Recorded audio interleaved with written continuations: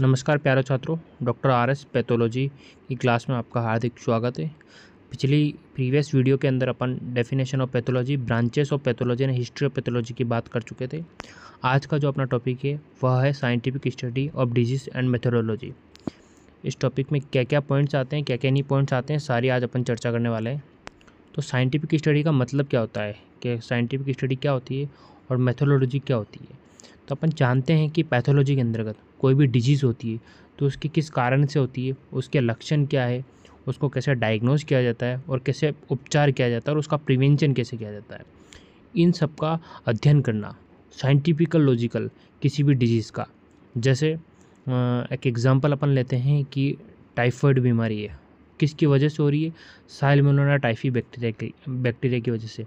तो जब अपन ने पहली बार रिसर्च करके पता लगाया कि जो टाइफाइड है वो साल्मोनेला टाइफी बैक्टीरिया के कारण हो रही है, तो जो जिसकी स्टडी करके अपन ने जो डिजीज़ को फाइंड आउट किया कि ये इसकी कोज की वजह से डिजीज़ हो रही है, तो उसके अध्ययन के लिए अपन ने क्या प्लानिंग करी, क्या अपन ने एग्जामिनेशन किए और कैसे उस चीज़ को फाइंड आउट किया, इसी को बोलते हैं साइंटिफिक स्टडी करना।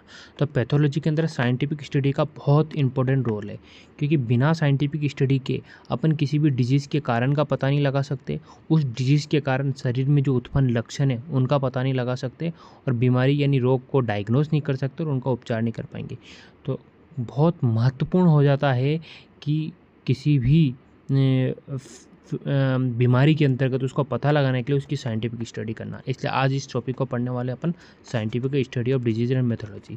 फर्स्ट लाइन में क्या लिखा हुआ बच्चों, scientific disease study and methodology including scientific study of the cause, symptom, diagnose, treatment and prevention of the disease.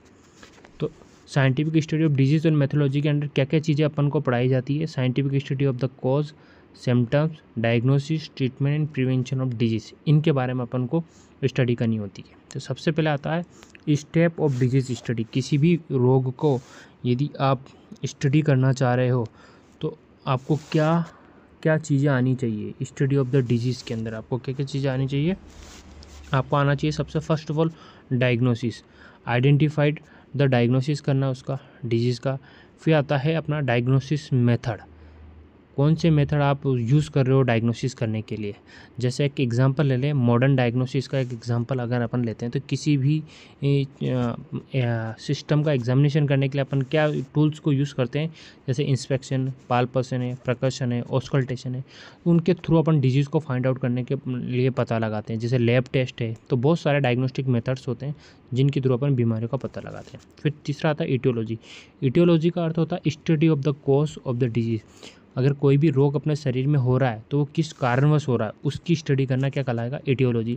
तीसरा आता है symptoms, study of symptoms of the disease, this call is symptoms. मतलब symptoms के अंदर अपन किसी भी disease की वजह से बॉडी में जो सिम्टम्स होने वाले हैं उनके बारे में एनालिसिस करते हैं। तीसरा आता है अपना treatment, study of the treatment of the disease. जब अपन किसी बीमारी का कारण पता लग जाता है, उसका लक्षण पता लग जाता है, उसकी डायग्नोसिस हो जाती है, तो फिर फर्दर अपन को उसका ट्रीटमेंट प्लान करना होता है कि इसका किस तरह से ट्रीटमेंट कर सकते हैं। और सबसे लास्ट मेथड आता है prevention, study of prevention of the disease. किसी भी डिजीज़ से बचने के लिए उसकी प्रिवेंशनल मेथड क्या क्या है उनके बारे में अपन को एनालिसिस करना होता है। तो ये था step of disease of the study. अगर आपको किसी भी डिजीज़ की स्टडी करना हो तो सबसे पहले उसका डायग्नोसिस मेथड को जानना है, फिर उसकी एटियोलॉजी को जानना है, उसके सिम्टम्स को जानना है, ट्रीटमेंट को जानना है और प्रिवेंशन को जानना है। तो ये अपना नैतिक जिम्मेदारी रहती है। अब आता है साइंटिफिकल मेथड। कौन कौन से ऐसे साइंटिफिकल मेथड होते हैं जिनका अपन यूज़ करके डिजीज़ से अपन बच सकते हैं। तो कौन कौन से, सबसे पहले है साइंटिफिकल मेथड में यूज़ करना क्वेश्चंस करने आपको, यानी कि आपके दिमाग में किसी भी बीमारी को अगर उसका इलाज, उसके रोग, उसके सिम्टम, इटियोलॉजी को पता लगाना है तो सबसे फर्स्ट ऑफ ऑल आपके दिमाग में कोई एक क्वेश्चन आना चाहिए।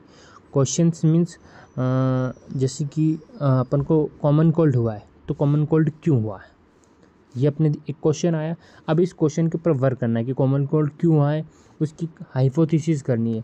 कि अपन ये भी सोच सकते हैं, इसका जो सेकंड पॉइंट आता है हाइपोथेसिस यानी कल्पना करनी होती है डिजीज़ से रिलेटेड।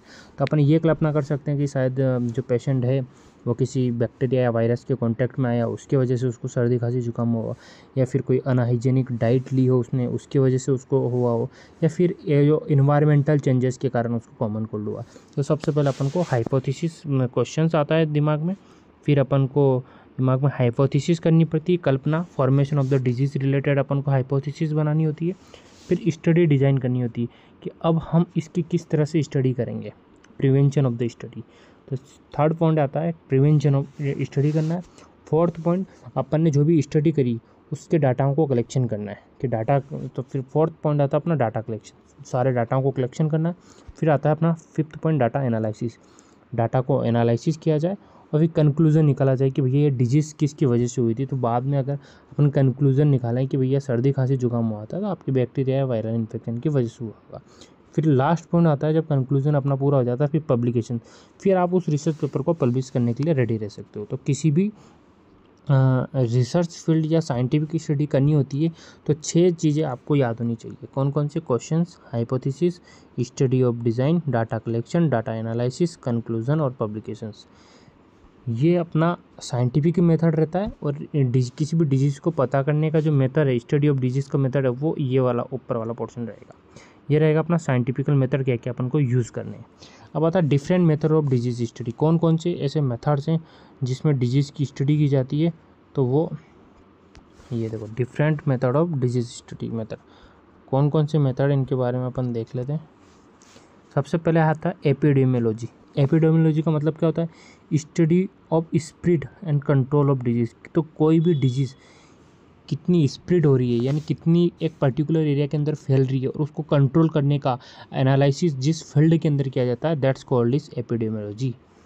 फिर आता अपना बायोलॉजिकल स्टडी। बायोलॉजिकल स्टडी मतलब स्टडी ऑफ बायोलॉजिकल प्रोसेस, किसी भी बायोलॉजिकल प्रोसेस का एनालिसिस करना, जैसे कि कार्बोहाइड्रेट मेटाबॉलिज्म, फैट मेटाबॉलिज्म। तो शरीर में होने वाले कोई भी मैकेनिज्म हो रहे हैं, बायोलॉजिकल मैकेनिज्म हो रहे हैं, तो इन बायोलॉजिकल मैकेनिज्म जैसे सेल ग्रोथ है, तो इन बायोलॉजिकल मैकेनिज्म का अध्ययन करना बायोलॉजिकल स्टडी के अंदर आता है। क्लिनिकल स्टडी के अंदर क्या आता है? Study of diagnosis and treatment of the disease. किसी भी डिजीज़ का डायग्नोस करना और ट्रीटमेंट का जो एनालिसिस किया जाता है वो क्लिनिकल स्टडी के अंतर्गत आता है।